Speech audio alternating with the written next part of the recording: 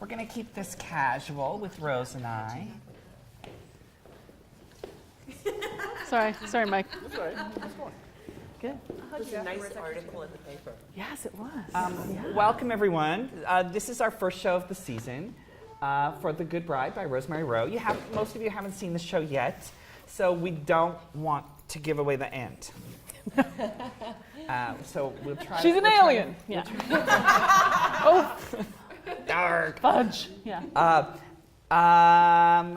So normally in the director's circle, what we've done in the past is I've brought in a lot of selections of set pieces and pictures that have inspired the production itself. But because we have Rose in town herself, we decided that we would make this director's circle a little bit more about like a question and answer or a little conversation between the two of us about the play itself and your process and you. And, you know, I think you're just the funniest woman ever. Stop it. So I want to ask a couple questions, and if you guys have questions, please don't hesitate to join in as well. So the first thing I want to ask you, and some of you know Rose, so this might be old news. This might be repetitive. I apologize. Yeah, just make up lies when Yeah. it gets. Okay. So can you tell us a little bit about your upbringing so that we know where you come from as a person and that sort of thing? Yeah, for sure. First of all, I turn bright red when I talk, just so you know. I'm not like drunk or having a heart attack. Or you're a little bit drunk. I've had a drink. Just one though. Just one. Someone else paid for it, so that doesn't count. I'm turning my phone off. I was born in Toronto, but who cares? I grew up in Edmonton and in Rio Terrace. Rio Terrace, yeah, where the streets are paved with gold. And this show obviously is a lot about religion, but we did not grow up religious. My parents were really, they took us to the Moravian church, which was kind of a, there you go, it's a touchy-feely, Janice knows, it's a touchy-feely church. And but I grew up my whole sort of life until I was 10 thinking we were Jewish because... You whined a lot. Pardon? You whined a lot? Because I whined a lot. No. It's a joke. Oh it's my a joke, God. people. Wow. Already with the stereotypes. I'm leaving. No, our local Y was the Jewish Community Center. Oh. So I just thought we were Jewish. We went to the Jewish Community Center. And I learned all the, I knew the national anthem in Hebrew. I learned to braid challah. Anyway. And then when I was 10, the Gideons came to music class and gave us their little New Testaments. And I was like, what's this? And I always thought, I thought Hanukkah and Christmas were the same thing, just different names, because I knew about, synonyms, because I was a smart kid. But I didn't ask a lot of questions, so not that smart. And anyway, so I got the shock of my life, and I discovered we were actually, ethnically speaking, WASPs. So that kind of began, kind of kicked off a bit of a crisis of faith for me at 10. What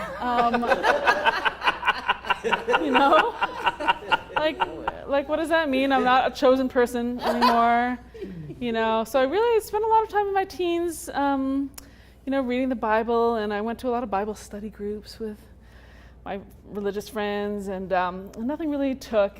And then Stuart Lemoyne cast me as an evil nun in a play he was doing at Teen Fest. And then you knew the Catholicism was for you. Yeah.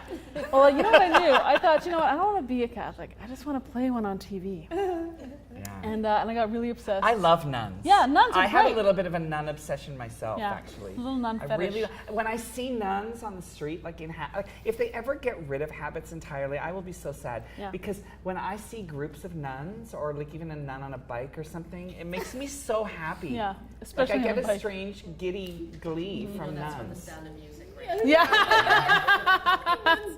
Yes, and Nazis. I love Nazis. No, I'm sorry. This just took a really weird turn, immediately. Well, The Sound of Music. Yeah. Sound Right, of it's Music. I know what you mean. Okay. Yeah. Clothes made out of curtains do it for me. Especially ones like Carol Net wears. Yes. With the thing. Oh, right. Oh, so nuns. Anyway, so I got obsessed with nuns, and then I discovered I was gay, and I became obsessed with lesbian nuns, because you got to write what you know. There's a lot of lesbian nuns out there, too. Yeah, it's a whole thing. There's actually a book called Lesbian Nuns Breaking Silence, and it's all about nuns who discovered they were lesbians while they were nuns. I thought it'd be a little racier, but it's not. It's just like, oh, it turns out I'm gay, so no, I'm not. Yeah, it's kind of a downer, yeah. So anyway, yeah, so the point is that my interest in religion has always permeated my work as a playwright. And That's it's sort cool. of now culminated in this. Okay, so I was raised in a Pentecostal church, like with like The things. the hands, the speaking in tongues, the dancing, like everything but the snake charming. So I kind of know. Intense. Like, yeah, the intense thing. Yeah. And then we got like really conservative after that and became very biblical. Okay, so my next question then is, you at some point got interested in this stay-at-home daughter movement. Can you explain Yes. that and What your it is. fascination with that as well? Yes. So I read this great article in Bitch magazine, my favorite feminist magazine.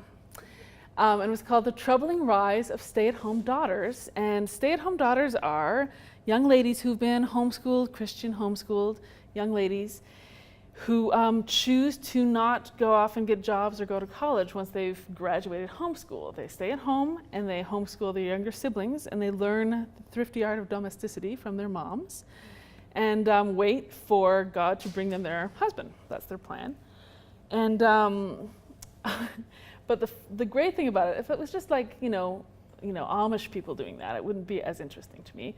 But they all have access to technology. They all have the internet, and a lot of them have blogs. So they're all taking pictures of the quilts they're making for their hope chests and the cheesecakes they're baking to sell at their local cafe to save money for their eventual weddings, and taking Where are pictures they of meeting? their Where are they expecting to meet these boys? church Right. fellowship. Do they get to pick the boys? Often what will happen is that like the girl will notice the boy, but she's not supposed to really say anything because she's not supposed to be having thoughts about Life? sexual relations or life or anything like that. So she can notice him, but she can't really show too much interest because then she's a slut. And so usually she'll be interested in a boy, but try not to tell anyone, but tell God, take it to God, because God's going to figure this out for her. Anyway, and then often at the same time, the boy will maybe have seen the same girl and will also have those feelings. And Is it allowed for boys? Again, they're not supposed to talk about it, they're supposed to take it to God. But they're the ones who need to make the first move. Right. So what they will do then is that they will go to the girl's family and they will say, God has put it on my heart to see about, getting to know Hannah, Hannah Rachel, better. Rebecca. What do you think about that? And at this point, the father will, go usually to his wife and check with her first, but not necessarily the daughter. And then we'll come back to the young man and say, okay, we give you our blessing if you answer some of these 75 questions. And there's this long questionnaire, you can find it online, with a lot of theological, family values kind of questions that these men will ask these young boys to write essays about their feelings on certain parts of scripture and how they feel like a family should be run. Oh, good God. Like there's quite an potentially, depends on the family, but there can potentially be a really serious application process to court the daughters. And that's just to court. That's to Oh, jeez. declare their intentions to court the daughters. So if he passes all of these things, then the father, who has not said anything to the daughter about any of this, by the way, generally she's completely in the dark, the father will then go and say, Hannah, guess what? I think God has found someone who you'd be interested in. You should maybe meet. And then hopefully Hannah has also been like, oh, I Jacob like looks Jacob. so- yeah. Jacob, that's his name. Or Ezekiel or whatever, yeah. Yeah. I like Jacob too. And then they will begin a courtship process, which can last up to a year, depends. And they are never alone together. And if they're on the phone, they're generally on the phone with a third person who has to listen in on their conversation. And if they're texting each other, I don't know. What are we guarding them from saying or doing? Often in the courtship process, the worry is that you're going to give away too many pieces of your heart. And then if it doesn't work out, Do we mean? no. Literally like, I made a hand gesture there that maybe the camera didn't catch, but it he was pointed to his down crotchal here. area. No, they're very pure people. So the idea is that it's funny how there's that metaphor of like if you've had sex before marriage, it's like you're giving your husband a used tissue vagina or something.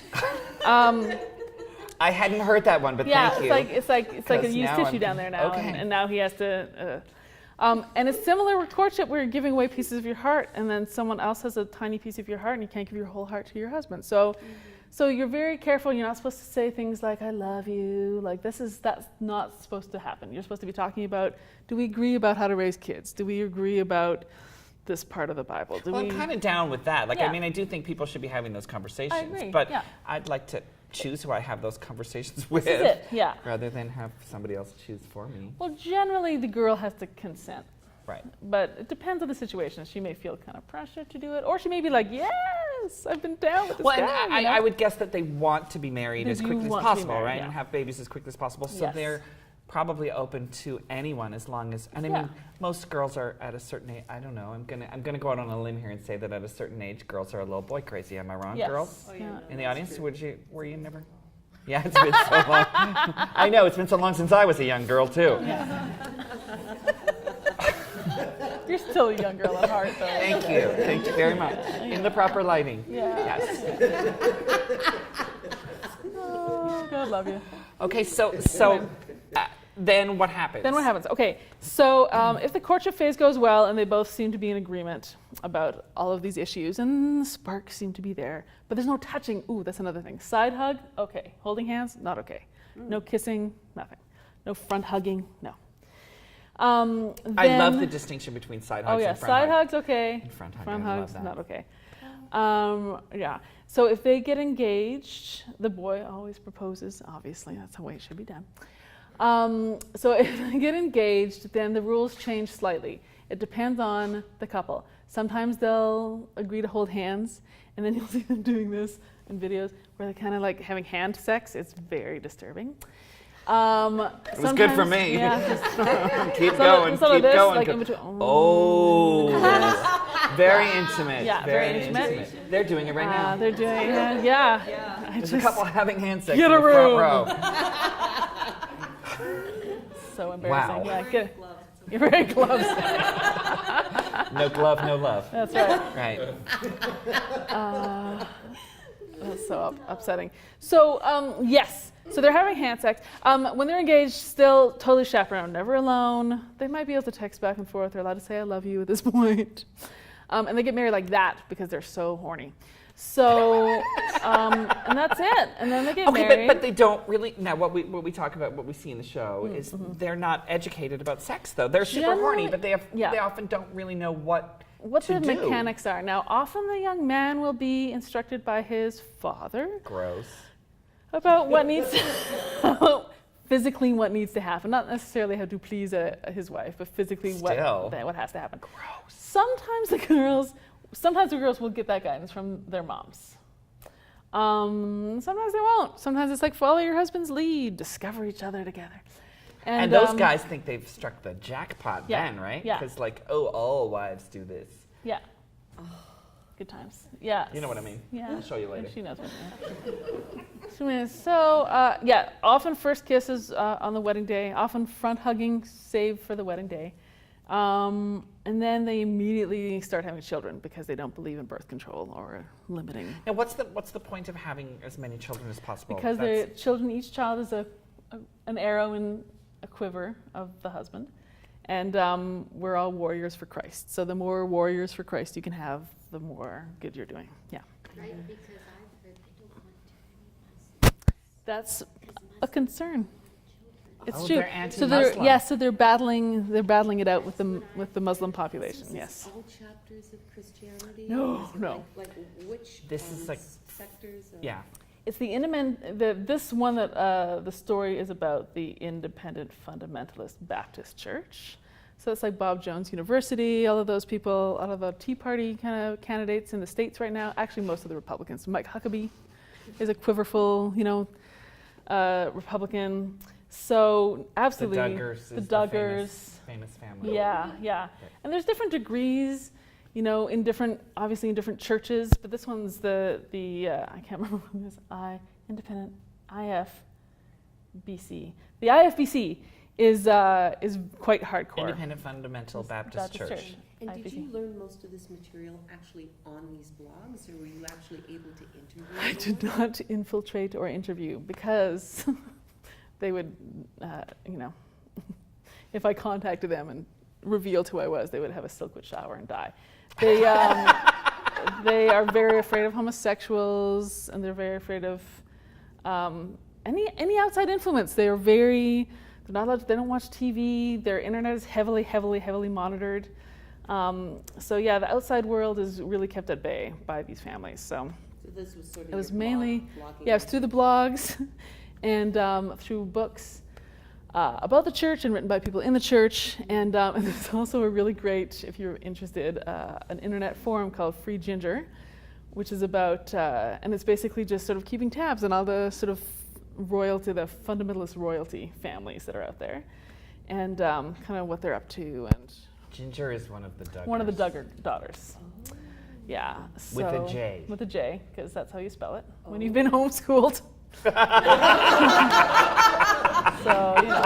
And that was my other question. In general, these are girls that have been homeschooled. Oh, yeah. Yes, yeah. And it's really interesting because this is one of the first, this generation coming up, these young ladies who are sort of in their early, sort of mid-20s, it's one of the first generations of sort of families doing this. This movement is relatively new. It's really been in the last 20 years that it started to gain kind of ascendance. And the story, I mean, the story of this is all based on a true story, story, true right? story. It's based on a true story. I just modernized it. This actually happened in the 80s. But, so actually, Maranatha she's about my age now. And yeah, so I just modernized it because I wanted to add I thought the technical element was really interesting, how these girls are like, I'm on the internet, I'm blogging, I'm taking pictures, I'm on Instagram, and I literally don't know what happens on my wedding night. Like, I just have no idea. So can happens. we hint at the basic premise of the situation of the show? Sure. So it's about Maranatha, who's this young 15-year-old girl, and she's engaged to Pete. And they met when she was 12, and he was 26. And they've been allowed to get engaged. And her father is a very sort of fiery pastor. And his dream was to have their wedding reflect the wedding or the marriage of Christ to his church. And there's a verse in the Bible about how the bride doesn't know when the bridegroom is coming. And so he set it up so that she would be shipped off to some family friends. And he told her every night from 3 p.m. to midnight, I want you to put on your wedding dress and pack your suitcase and wait for Pete to come for you. And that's the play. That's what happens. And it's true. And do we know what happened in? Yes. She's married and she's there, isn't she? Yeah. I knew it.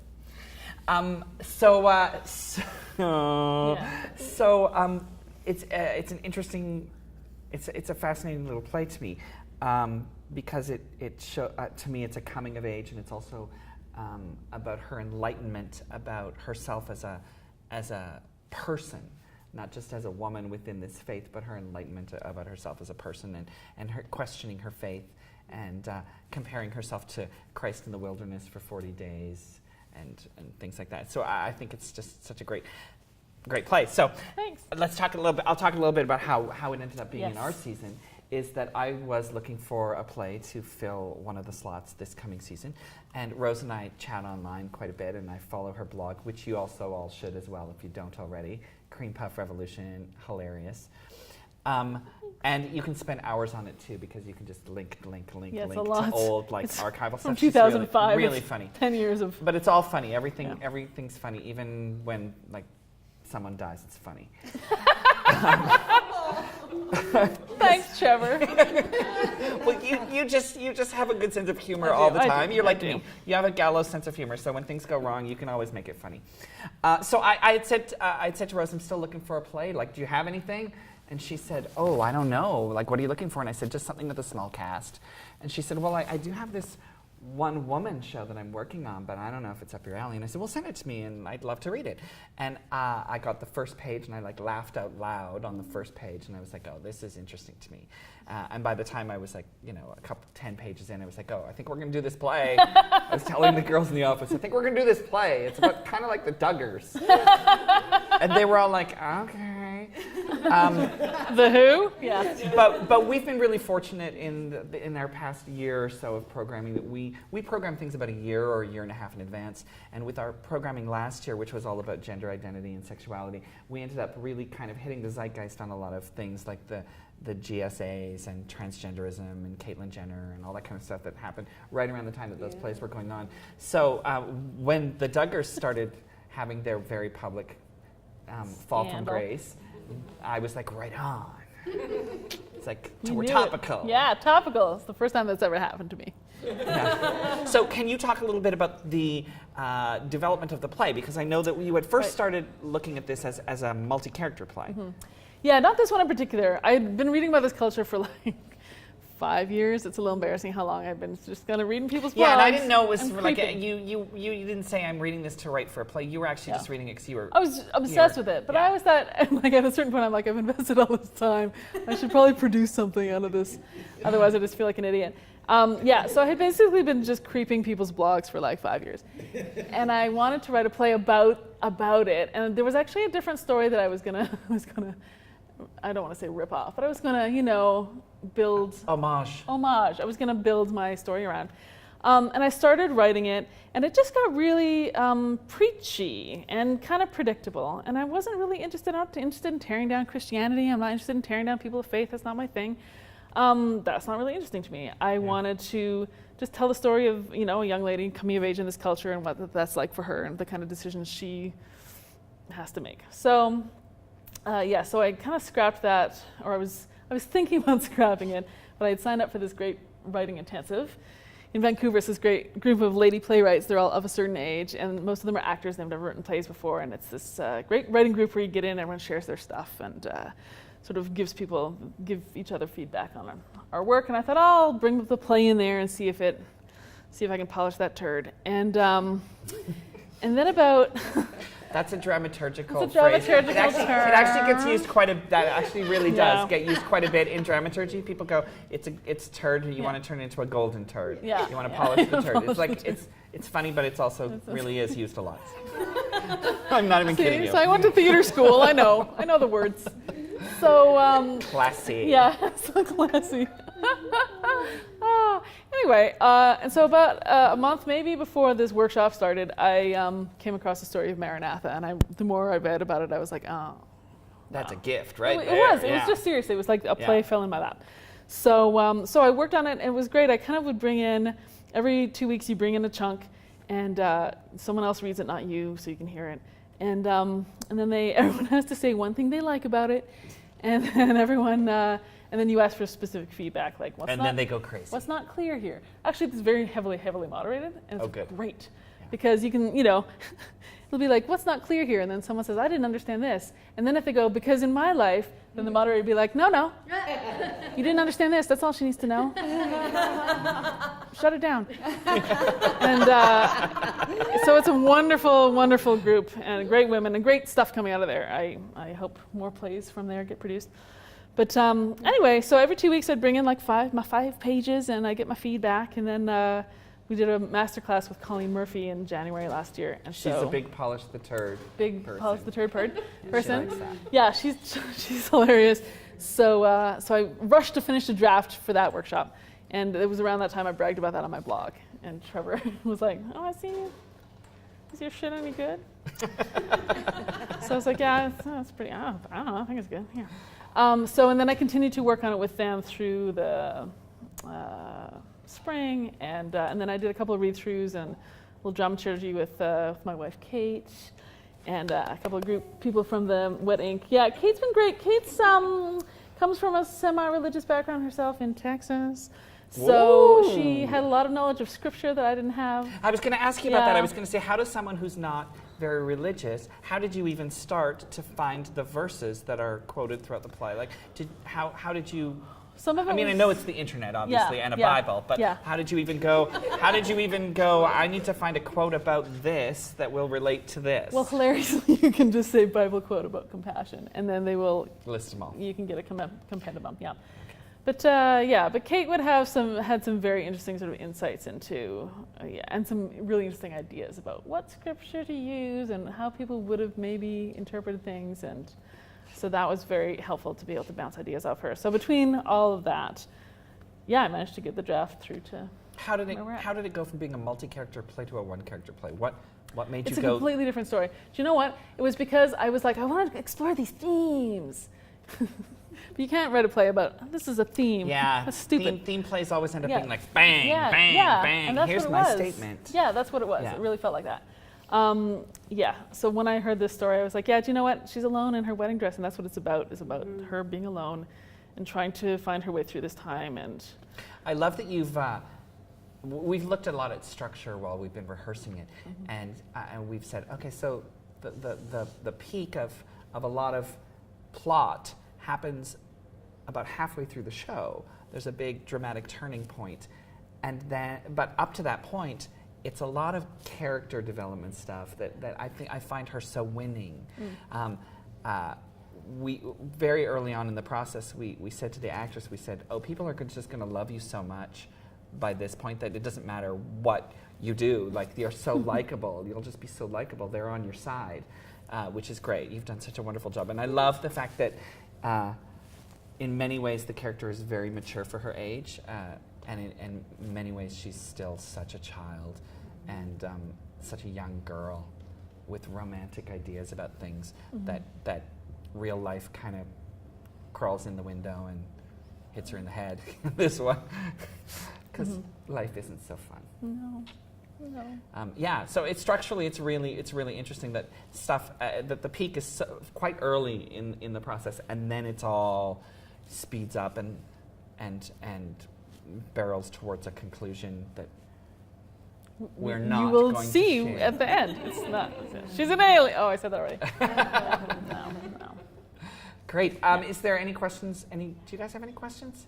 While I rack my brain to think of any. I just think it's a really interesting topic. I mean, I grew up in an era, so in the 60s, where I didn't have one, but it was very common in my junior high school that girls would have the hope chest. And so even to the point where some parents for your birthday or Christmas would not give you a present or something cool that you wanted. It's like a toaster or towels to go in your frickin' hopeless chest. My mom used to call it hopeless chest. She says, you're not getting no stinking hope chest. You're going on to university and getting, education. Yeah. But literally, these girls would have this stuff stashed, like for this imaginary situation that was going to come along, to the point where my best friend's mother told her, don't worry that you're failing math, you'll be getting married after high school. So she flunked out of everything because it just was given no weight. I flunked out of math, and guess what? Nothing, no ring on my finger. I should have told her that. When we started working on the show, we hired a young designer for this show named Sydney Gross, and she's fantastic. She's a lovely, sweet gal. And I said to her when we sat down to have our initial meeting, I said, I'm not sure what you want to do with this, but my ideas are things like, I showed her pictures of quilts. We looked at embroidery and needlepoint things. What else did we talk about? We talked about calendars, things like that. There's a lot of talk of waiting in the show, and so we talked about how we might be able to incorporate that kind of thing. And then I said, I would love if the set ends up being the structure of a house, or that was something that I was interested in. So we're really pleased with the way that we've incorporated a kind of a quilty kind of thing. Lots of fabric stretched over framework, and the fabric is some of it looks like sheets from like my aunt and uncle that lived at the farm. You know those farm sheets from like the 70s? Some of it looks like sheets, some of it looks like wallpaper. We were really pleased with the homespun look of it.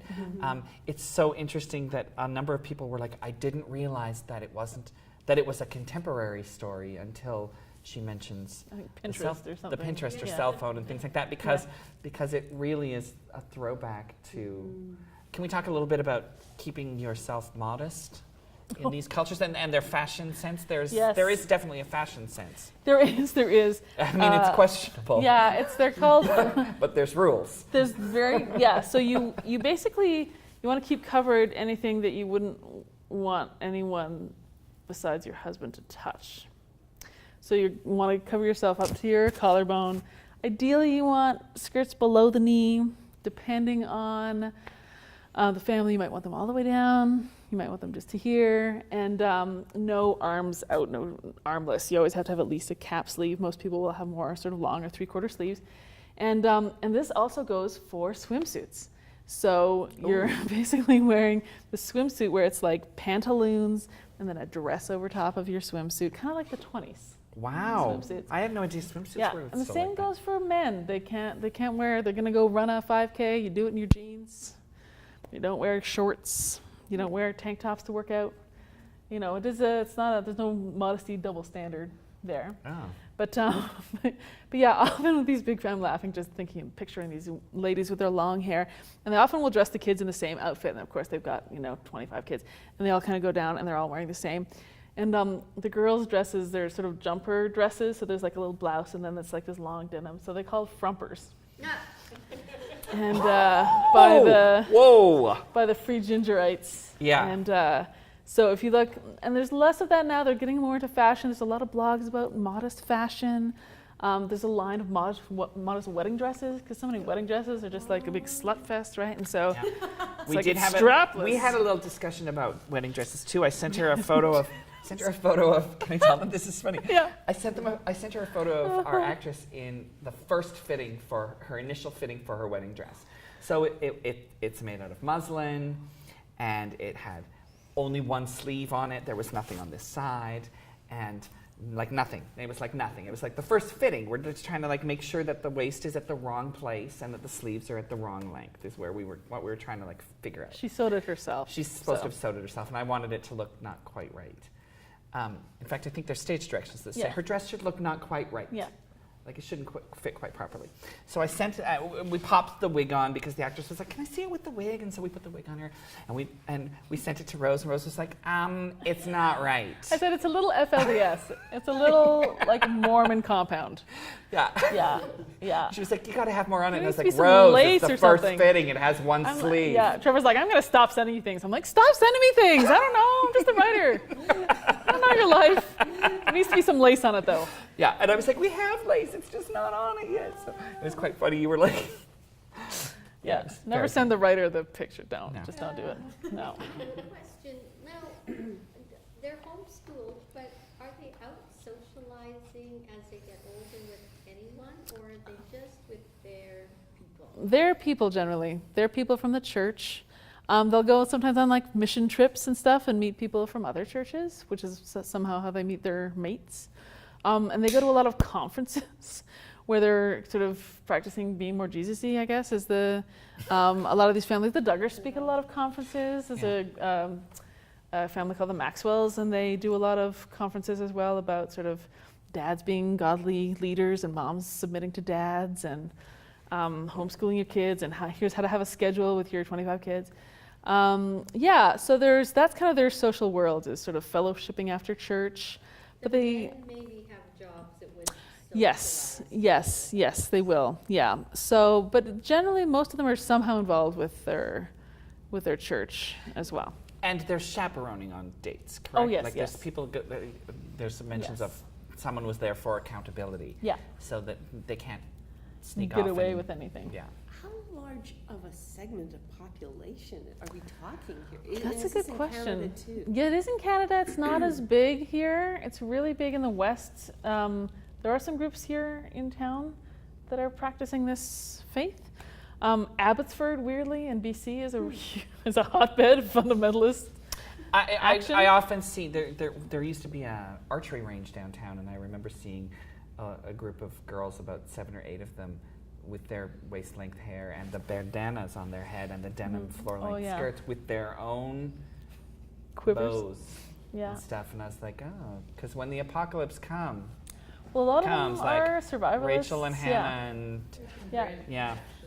they're gonna. Yes. Yeah. So it's not a huge percentage of the population, but they're growing bigger for obvious reasons. So it's worth keeping an eye on for people like who are gay. Yeah, they're not and fond of the stuff. gays. No, they're really, and it depends. Some How of do them they are feel just, about other races?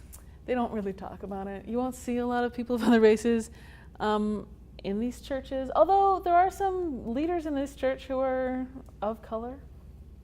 What color? Black, generally black. Okay. There are some Hispanic, but not so many. Yes, but they all really have a heart for mission work. But I feel like they're, they want to help in developing countries because they're. I think my brother has 7 kids, and they've all been homeschooled, and none of them can spell properly. It's upsetting. But I think that the socialization is a real problem with homeschooling kids, especially if you're all from the same family, because there's nobody to solve problems. There's no one to solve internal discussion with. You always go to mom, and mom settles it. And so I think that you need to, I always feel like kids need to be socialized with people that believe differently than them and think differently than them and were raised differently than them, so you understand how to deal with people. But that doesn't happen so much. And in fact, with the Josh Duggar stuff that's happened, there's other reasons you shouldn't be with your siblings when you're going through puberty and have questions that no one can answer, and access to smaller children's bodies. That's maybe not appropriate. What do you think is going to happen with the Duggars now that they've been their whole facade of family values has kind of been shredded a little bit. The credibility. How did it come out? Did one of the girls tell? No. The girls are actually. The girls are actually quite upset that it came out. They say we forgave him and everybody should leave him alone. So I guess if you say you're sorry about something, it's good. But then who found out? There was a police report that. Yeah, it was this weird. I read about it recently. It was a lesbian who brought them down, strangely enough. Nice. Yeah, but she'd heard, it's kind of an open secret in their community that this had happened, because when it happened, 10 years ago, I guess it was about 10 or 12 years ago. He got sent away. He got sent away, but he had to get up in front of the church and confess that he had done this and apologize to the people he had done it to. Everybody knew about it. And this is probably about 5-6 years before their show. Anyway, so the rumors had been going around, and they kind of had stopped talking about it, but I guess they were going to appear on the Oprah show, and someone wrote Oprah and was like, he's a child molester. And so she was like, is he a child molester? And so in order to sort of clear him, they took all the kids into the police, but it was the statute of limitations had ended for him to be charged. And then we all have different feelings about, it's like he was quite young himself. He was 12. It's like, you're curious. It's like, it's very inappropriate. But also he doesn't understand what's... Anyway, we all have different ideas about what happens. The parents... Oh, sorry. No, so the parents...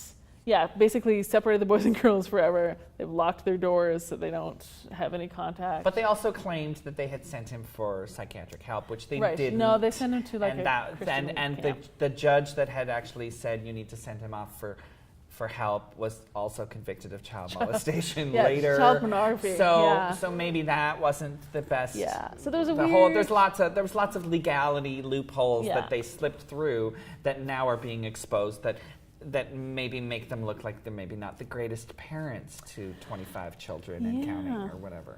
So I think it's going to be difficult for them to come back from that, because whether or not people know the facts or don't know the facts or whatever they think about what happened, I feel like that's once you're like, hey, your oldest son is a child molester, it's kind of over for you. Their credibility's kind of shot. And then he had his affairs. And then the affairs, right? The affairs on the cheating website. Yeah. Which also got exposed. So it's a problem. I feel bad. So for the parents are done, and they're apparently very desperate to get back on TV, and everyone's like, no. But their show was canceled right away. Your show was canceled, yeah. Well, it took them a long time to cancel it, actually. But it was. But now the two eldest daughters who just got married, Jill and Jessa, are going to each have their own special on TLC later this year. So they're still going to follow the family, I think. But I think the parents are going to be kind of in the background, and Josh is never going to be seen again. He's in rehab, some Christian rehab somewhere in Illinois. Oh, and that can't be fun. I feel bad. They literally just had a baby while this was happening. So. Well, it was interesting. Last night. 2 nights ago, we had a preview, and there were a lot of students at it. We have students come for free on our preview night if they choose to. We want to make sure that young people have access to theater. So a lot of the students came, and any time that she said the word Duggar in the show, they went, oh. Even when it wasn't a particularly unpleasant reference, just the mention of Duggar made them go, oh my God, I can't believe they're saying that, which was telling. I was like, that's interesting. We're not doing this while we say it, I was like, interesting. Oh my God, I can't believe you just did that. Oh my God, there's been so many jokes like that in rehearsal. You don't even know. The actress for this show is bawdy. Bawdy, so yes. We're quite bawdy in rehearsal. So there's been a lot of inappropriate jokes at the expense of the Duggars. So Don't think about that while you watch. No. But I was kind of, I mean, I don't wish ill on the Duggars, even though they wish me ill. But, as homosexual. But, yeah, but just the fact that all this happened this summer, I was going to maybe put a few mentions in the play because they're quite popular and people know who they are.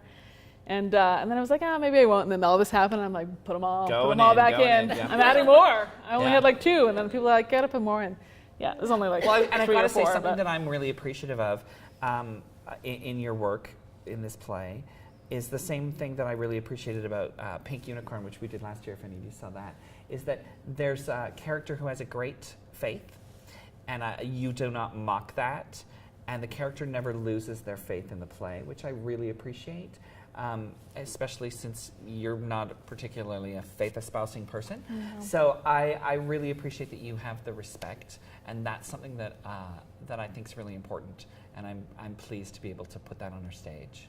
Mm-hmm. Yeah, I don't want us to just do shocking stuff and offensive things. I want us to do things that make people think and that speak to a large group of people. Yeah. Do you think those Christians would enjoy the play?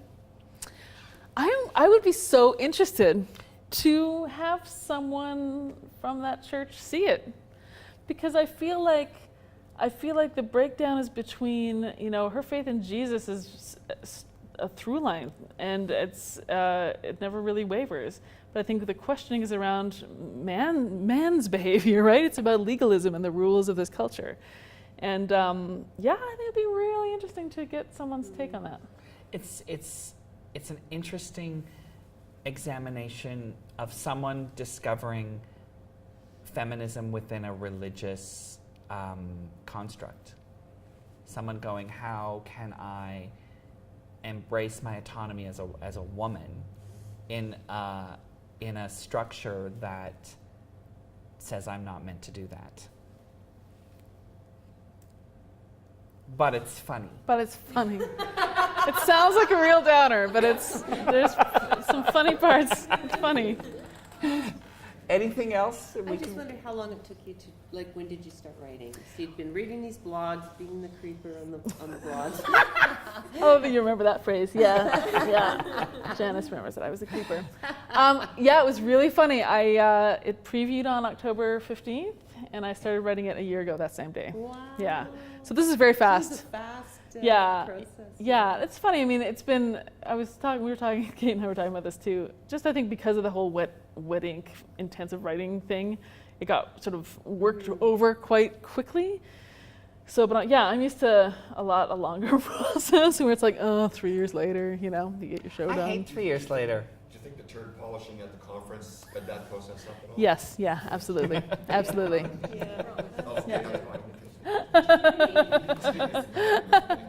Can I ask what you have in the works? I wrote a play like 20 years ago. It was another one-person show called Alice Didn't Have Those Mondo Ears, and it was a comedy about this young man who goes out to his family cabin every year and waits for his psychic sister, who killed herself, to appear to him to communicate. And again, it sounds like a downer, but it was a fun show, but kind of sad. And a friend of mine has turned it into a musical with 6 characters. He's written all the songs and the lyrics, so I'm writing the book for that piece. And so kind of that's what I got going on. And that's being staged in Vancouver? Right No, he's in LA and I'm in Vancouver, so we Skype about it. And he, so Edmonton seems like he's from here. Yeah, so that's where we met. Yeah, so just bring it here. So I don't know what's going to happen with I'll that. think about it. Yeah, okay, so no, it's a big Let me dig in my commitment. pocket. Yeah. His name is, he left when he was like 18, probably not. His name's Cam Northey. He went to Grant MacEwan, and he was one of those kind of Grant MacEwan He's a kids. good kid. Yeah, he's I great. liked him. Lovely, Nice lovely guy. fellow. So, so that's what I've got going now. But what's funny was like everything I've written the last few years has been about like historical ladies in corsets, this Christian show. And no one's been gay, so I feel like I need to get back to my gay roots for my next. I know, gay it up. So yeah, I'm gonna wait for inspiration. Well, there's to a little strike. bit of talk of the gays in this show. Yes, You'll see. a little bit. It's Yeah, interesting. yeah, it's a little bit. Yeah. Yeah. All right, we'll call it a wrap. Thank you so then. much for Please help coming. yourself to coffee and Yeah. any of the little snackies we've got here, and enjoy the show tonight. Yes. Yeah, wonderful, thank you. Thank you so much. Yay. Come find me after if you have other questions. What was that?